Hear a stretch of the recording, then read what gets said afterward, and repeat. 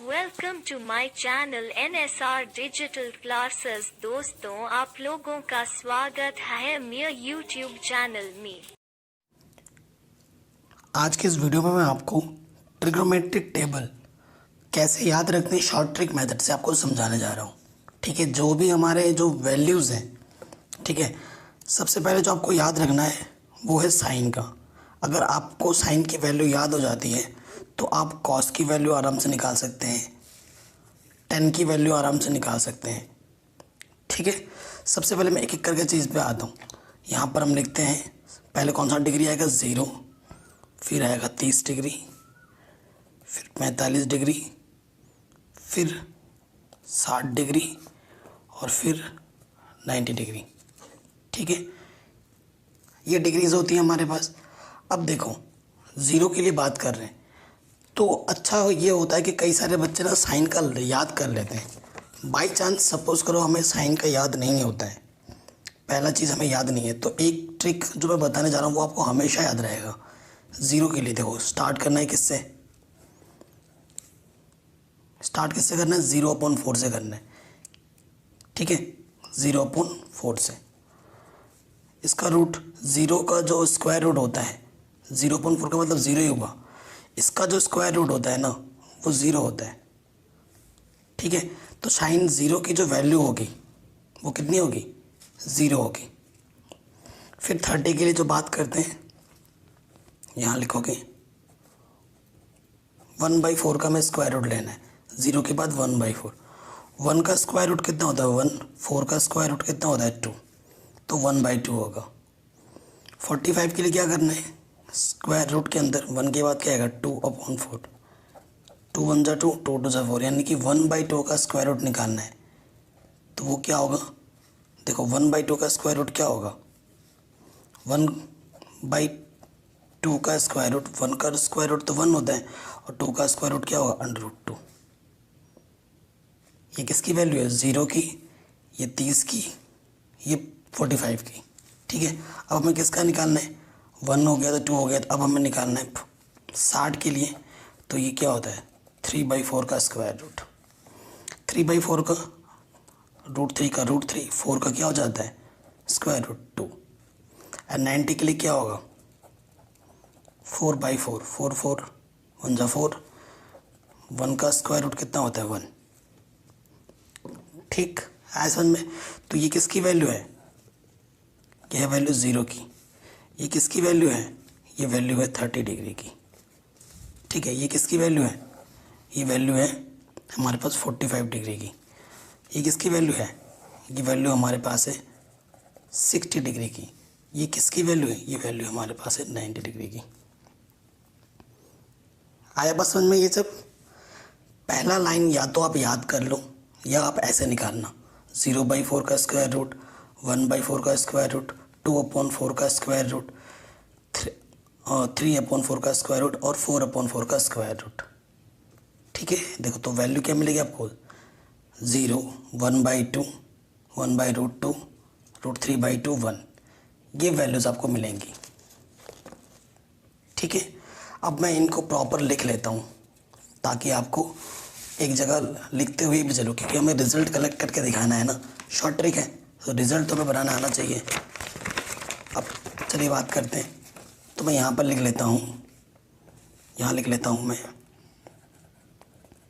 Sign, ऊपर लिख लेता हूँ मैं एंगल, 0 के लिए, 30 डिग्री के लिए, यहाँ 45 डिग्री के लिए, यहाँ पर 60 डिग्री के लिए और यहाँ 90 डिग्री के लिए। ठीक है, ये मैंने लिख लिए हैं, कोई दिक्कत नहीं है। अब जो वैल्यूज़ हमें मिली हैं वो हम लिख लेते हैं यहाँ पर। देखो 0 पे हमें क्या मिला है 0, 30 पे हमें मिला था 1/2, 45 पे मिला हमें 1/√2, 60 पे जो हमें वैल्यू मिला है वो है √3/2 और 90 पे हमें क्या मिला है 1। कोई दिक्कत नहीं है, ये वैल्यूज़ हमें मिली हैं ट्रिग्नोमेट्रिक टेबल। ओके, अब साइन का हो गया, तो मैंने बोला कॉस का आप कैसे याद करेंगे। कॉस को तो याद करने की ज़रूरत भी नहीं है, यहाँ कॉस देखो, कॉस 0 की पता वैल्यू क्या होती है, कॉस 0 की वैल्यू उल्टा कर दो, यहाँ से देखो, जो यहाँ पर होगा वही यहाँ पर होगा, उल्टा। cos 0 की वैल्यू 1, cos 3 की वैल्यू इधर से आ जाएगा √3/2, और ये तो बीचों बीच है तो ये 1/√2 बीचों बीच आ गया। अब ये वैल्यू यहाँ आ जाएगी तो 60 की वैल्यू क्या होगी 1/2, ठीक है 1/2 आ गया। एंड 90 की वैल्यू क्या आएगी, इधर वाली 0, ठीक है। देखिए साइन की वैल्यू मिल चुकी, ऊपर जो मैंने ट्रिक बताया था, साइन की वैल्यू, या तो ये लाइन याद कर लो, अगर आप सिर्फ साइन की वैल्यू याद कर लेते हो ना तो बाकी जितने भी वैल्यूज़ हैं वो मैं आपको निकालना भी सिखा दूंगा। देखो जैसा, या तो ऐसे ये वाला लाइन याद कर लेना, सिर्फ 0, 1/2, 1/√2, √3/2, 1, या तो ऐसे याद कर लो, या फिर जैसे मैंने आपको बताना यहाँ पर निकालना सिखाया है, ठीक है, यहाँ पर जैसे मैंने निकालना सिखाया है वैसे याद रखना। अगर बाय द वे भूल जाते हो, सबसे बेहतरीन तरीका होगा कि ये एक लाइन साइन की याद कर लो बस, बाकी दुनिया के सारे जो जितने भी मेंबर्स हैं वो आ जाएंगे, ठीक है। देखो साइन का याद हो गया तो 0 की वैल्यू क्या होती है, जो यहाँ पे होती है, उल्टा, ये यहाँ आएगा, ये यहाँ आएगा, ये यहाँ आएगा, ये यहाँ आएगा और ये यहाँ आएगा। जब बोर्ड एग्ज़ाम में हम बैठते हैं ना तो हमें जो कॉपी मिलती है वो 15-20 मिनट पहले ही मिल जाती है।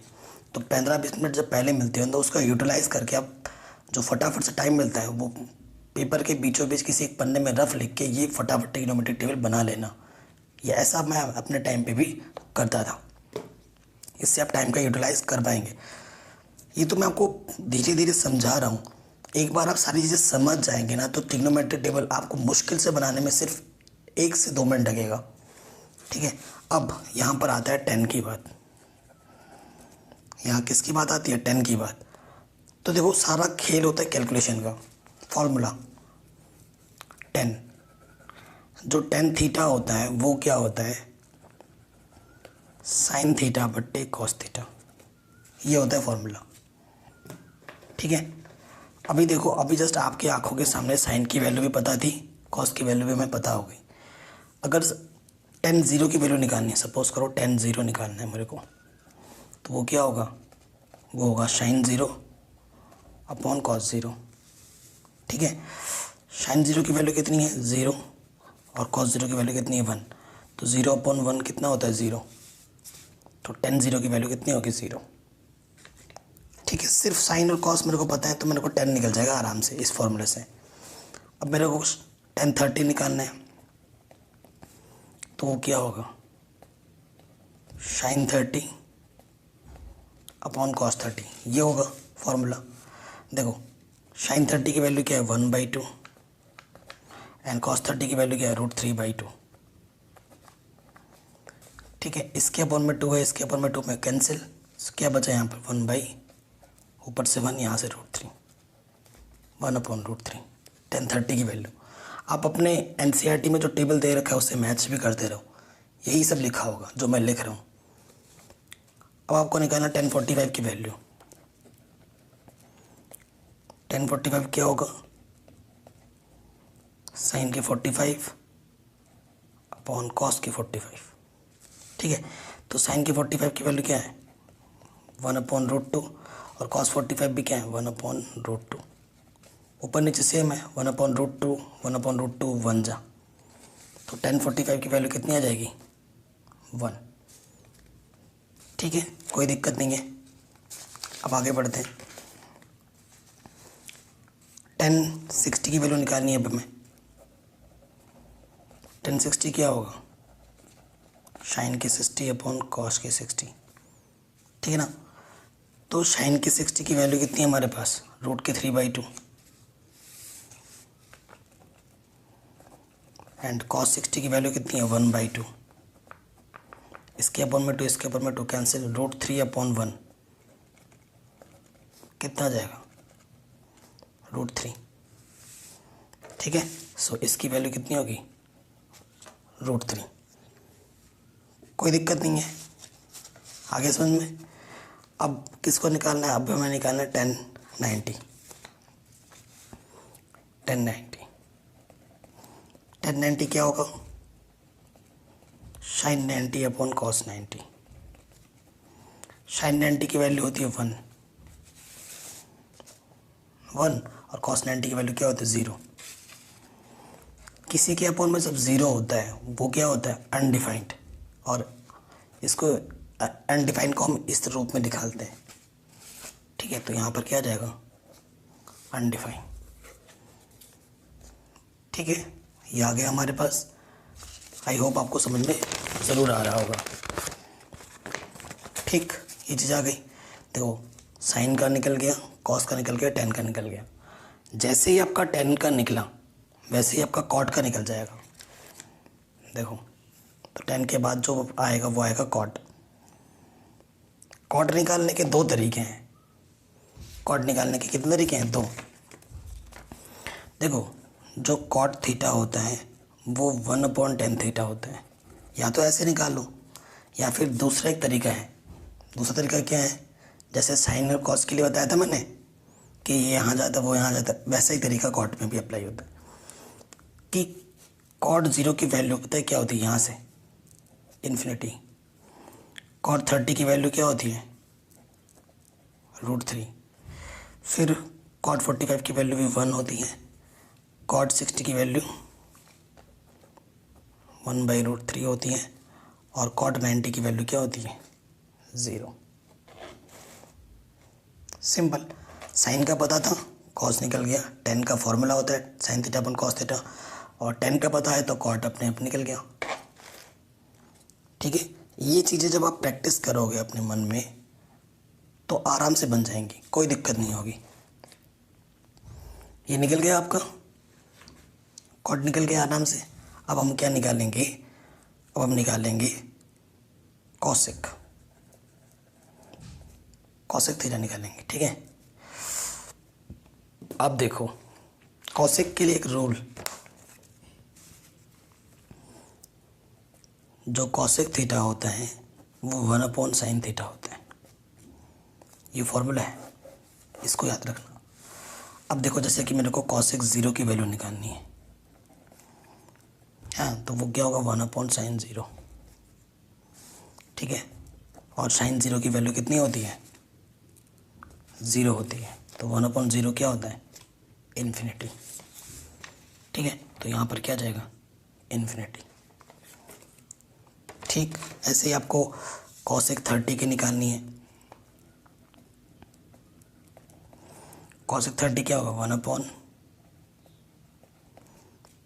30।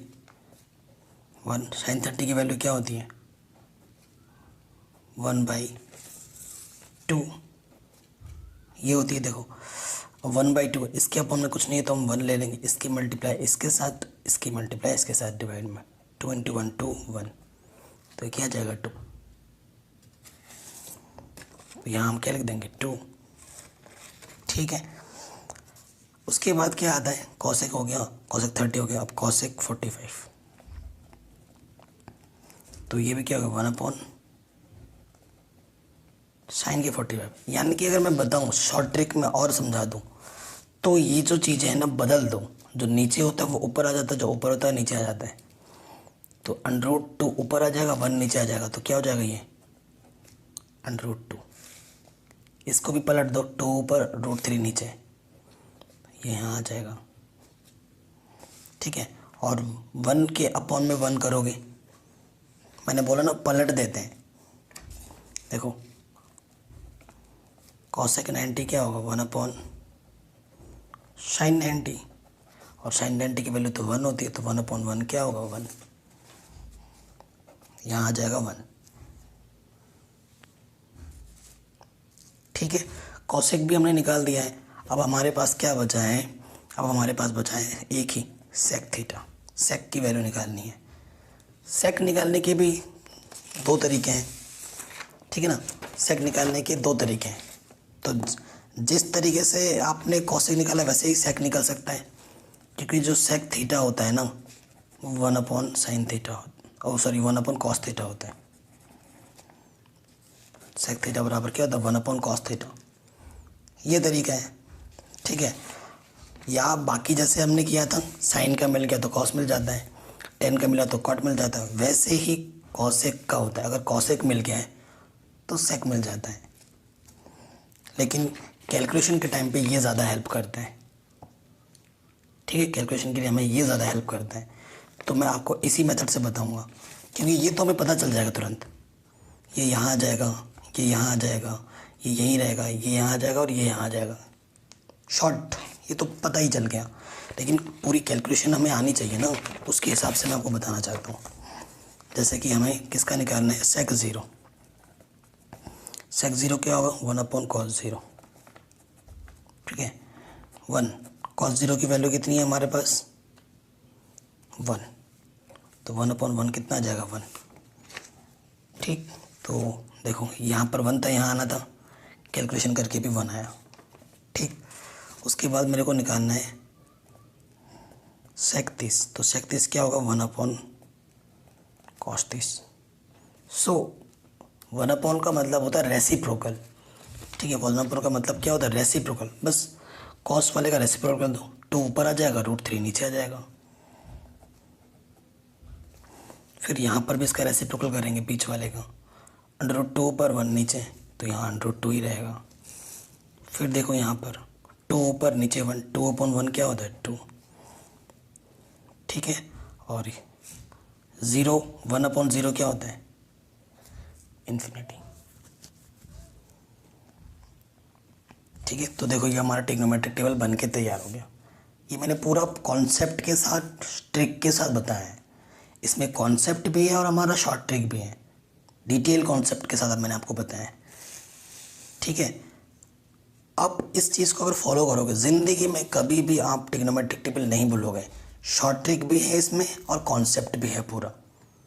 ठीक है, फुल कॉन्सेप्ट है, तो दोनों का यहाँ पर परफेक्ट बैलेंस है। अब अच्छाई के लिए मतलब आपके भले के लिए कुछ नोट्स मैं अभी लिख रहा हूँ, जो कि आपको 8.4 में हेल्प करेंगे और इन कैलकुलेशन में भी हेल्प करेंगे। आपको पता होना चाहिए कि जो कॉसेक थीटा होता है वो 1/sin थीटा होता है,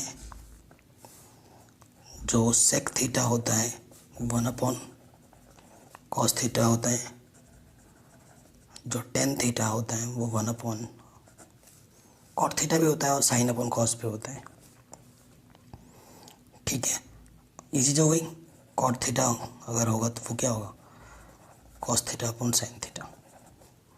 ठीक, ये फॉर्मूले हैं जो कि आपको 8.4 में भी हेल्प करेंगे, और साथ ही साथ जो टेन थीटा को हम ऐसे भी लिख सकते हैं 1/cot थीटा, या cot थीटा को हम लिख सकते हैं 1/tan थीटा।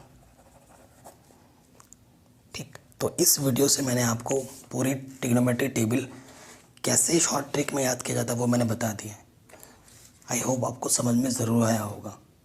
प्लीज़ इस वीडियो को ज़रूर से एक बार और देख लेना अगर आपके मन में कोई डाउट हो।